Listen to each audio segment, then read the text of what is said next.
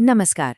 कभी सोचा है कि एक ऐसी नौकरी की नियम किताब कैसी होगी जहां पढ़ाना सिर्फ एक पेशा नहीं बल्कि एक पवित्र कर्तव्य माना जाता हो। आज हम विद्या भारती के स्कूलों में बिहार और झारखंड के आचार्यों यानी टीचर्स के लिए जो ऑफिशियल रूल बुक है उसी के पन्नों को पलटने वाले हैं। ये सिर्फ नियमों की एक लिस्ट नहीं है बल्कि ये एक पूरी सोच और काम करने के तरीके को दिखाती है। तो ये है वो दस्तावेज, आचार्य नियमावली। ये कोई मामूली गाइड बुक नहीं है। ये एक आचार्य की पूरी प्रोफेशनल लाइफ को, मतलब उनकी पहली अपॉइंटमेंट से लेकर रिटायरमेंट तक, हर पहलू को दिशा देती है। तो चलिए देखते हैं कि इसके अंदर क्या-क्या खास नियम और सिद्धांत छिपे हैं। और देखिए, इसी एक लाइन में इस पूरी नियमावली का सार छिपा है। इसमें साफ साफ लिखा है कि टीचिंग सिर्फ जीविकोपार्जन यानी पैसे कमाने का जरिया नहीं है, बल्कि ये समाज सेवा का एक पवित्र दायित्व है। असल में यही वो सोच है जो इस पूरी रूल बुक की नींव है, और इसी नजरिए से हमें आगे के हर नियम को समझना होगा। तो इस सफर का जो पहला पड़ाव है वो है नियुक्ति। आखिर एक आचार्य बनने के लिए क्या क्वालिफिकेशंस और क्या शर्तें रखी गई हैं, आइए इस पर एक नजर डालते हैं। यहाँ पर ना एजुकेशनल क्वालिफिकेशंस को बड़े साफ तौर पर बांटा गया है। जैसे अगर किसी को सेकेंडरी क्लास मतलब 9वीं से 12वीं तक पढ़ाना है तो पोस्ट ग्रेजुएट और बीएड होना जरूरी है।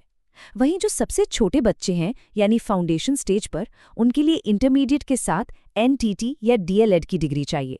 हर लेवल के लिए क्वालिफिकेशन पहले से ही तय है। और हाँ, एक बात और, उम्र की भी एक लिमिट है। अगर कोई माध्यमिक स्तर के स्कूल में अपॉइंटमेंट चाहता है तो उसकी उम्र 45 साल से ज्यादा नहीं होनी चाहिए। अच्छा, तो नियुक्ति तो हो गई, पर अब सवाल ये है कि स्कूल के अंदर एक आचार्य की जिंदगी कैसी होती है।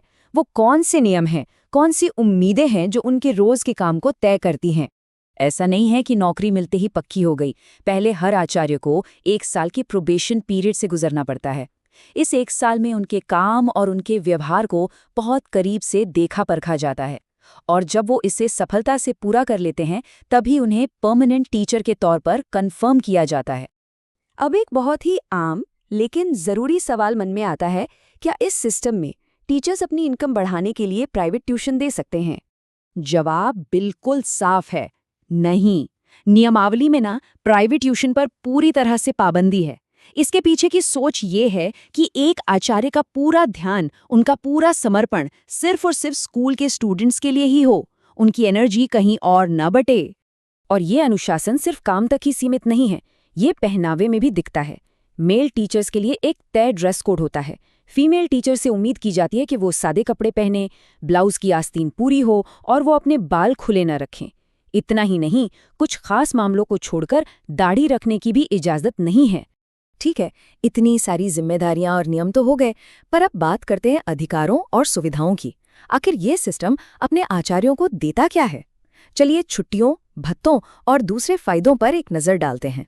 हर साल हर कर्मचारी को 16 दिनों की कैजुअल लीव यानी आकस्मिक अवकाश मिलती है।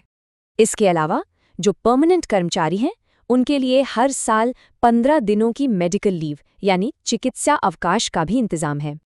और हाँ, महिला कर्मचारियों के लिए मैटर्निटी लीव की भी सुविधा है, जो कि नियमों के मुताबिक 90 दिनों के लिए मिलती है। कुछ खास मामलों में फाइनेंशियल मदद भी दी जाती है।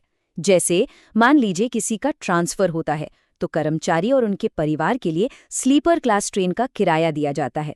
वहीं दूसरी तरफ अगर कोई इंचार्ज प्रिंसिपल की एक्स्ट्रा जिम्मेदारी संभालता है तो उन्हें 1000 रुपए का मंथली अलाउंस भी मिलता है।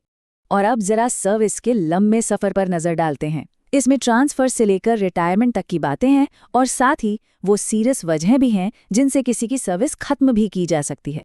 ट्रांसफर के मामले में ना वक्त की पाबंदी बहुत सख्त है। जैसे ही ऑर्डर जारी होता है उसके 7 दिनों के अंदर ही आचार्य को नई जगह पर ज्वाइन करना होता है। अगर इसमें कोई देरी होती है तो उसे सर्विस में ब्रेक माना जा सकता है।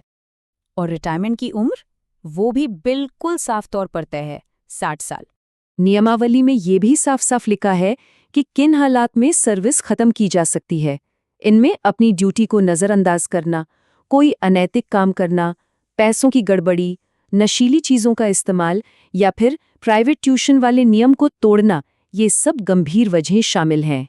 तो इस पूरे नियमावली को देखने के बाद आखिर में एक सवाल उठता है क्या ये नियम किताब एक बहुत ही सख्त ढांचा है जो हर कदम पर कंट्रोल रखता है, या फिर ये एक डेडिकेटेड गाइड है जो एक खास मिशन के लिए टीचर्स को तैयार करता है? इसका जवाब शायद देखने वाले के अपने नज़रिए पर निर्भर करता है।